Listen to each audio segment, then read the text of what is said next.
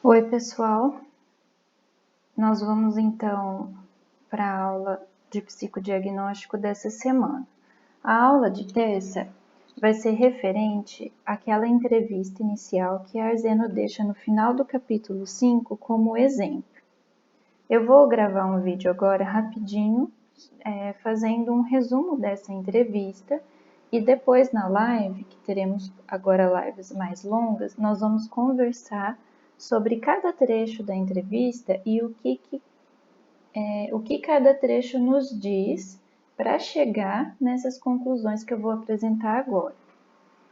Então, lembrando vocês que essa entrevista está no final do capítulo 5, então não é um texto novo, não precisa fazer outro resumo, certo? Capítulo 5. E que essa entrevista é um exemplo de tudo que nós conversamos até agora. Bom, trata-se então de uma entrevista realizada com o pai e a mãe do Francisco. Francisco é um menino de 7 anos. Por que eles precisaram procurar Arzeno? Porque o Francisco apresentava muitos medos, principalmente o medo de ser sequestrado. Isso significa então que esses medos é um motivo manifesto, aquele motivo, aquele sintoma que levou esse casal a buscar um profissional para fazer o psicodiagnóstico de Francisco. O motivo latente, vocês vão ver lá no final da entrevista, que é a criança está com medo, então ela tem muitos medos. Esse é o motivo manifesto. O motivo latente, o motivo profundo, é o fato de que a criança está com medo, na verdade, de estar invadindo um lugar que é do pai. Por quê? Já chegamos lá. Também podemos observar na entrevista registros do não verbal. Arzeno coloca no capítulo 5 que é importante fazer registros do não verbal. O que isso significa?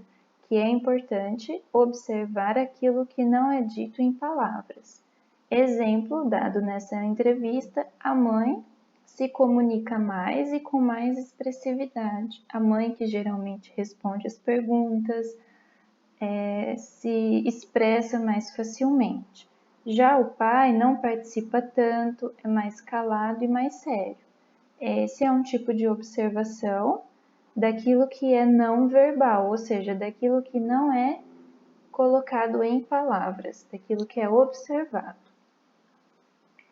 Duas hipóteses iniciais foram descartadas pela Arzeno. A primeira é de que a criança está demonstrando no presente medos que ela tinha, mas que não demonstrou no passado. A Arzeno pensou nessa possibilidade, mas logo descartou isso.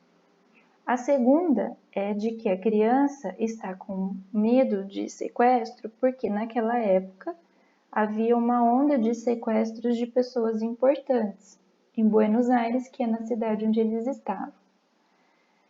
E o pai, por ser um executivo, uma pessoa importante de uma multinacional, poderia então estar vulnerável a esse sequestro e a criança ela estaria sugestionável a isso. Mas ela também descartou essa hipótese. Qual a hipótese inicial que ficou?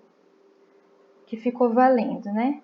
Que a criança, por frequentar a cama dos pais e ter também o mesmo nome que o pai também chama Francisco, está com medo de estar invadindo o lugar do pai.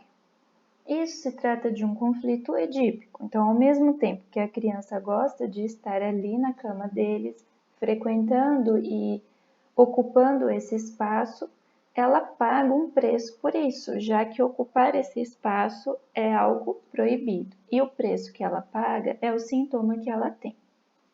Professora, mas como que a Arzeno chegou nessa hipótese? Nós vamos ler, nós vamos conversar sobre isso na live. Eu já deixei aqui separadinho tudo que a gente vai conversar na live com mais tempo. Então, essa hipótese inicial é a que está valendo. O que significa que está valendo? Significa que essa hipótese vai ser verificada posteriormente ao longo do processo psicodiagnóstico com o contato com a criança, com a realização de testes e técnicas. Posteriormente, ela pode ser comprovada ou refutada, comprovada ou não, tá? Mas isso é uma outra parte. O que interessa para a gente é a entrevista inicial. Então, leiam lá no final do capítulo 5 essa entrevista e a gente se encontra na live para conversar mais detalhadamente sobre ela. Um abraço e até mais tarde.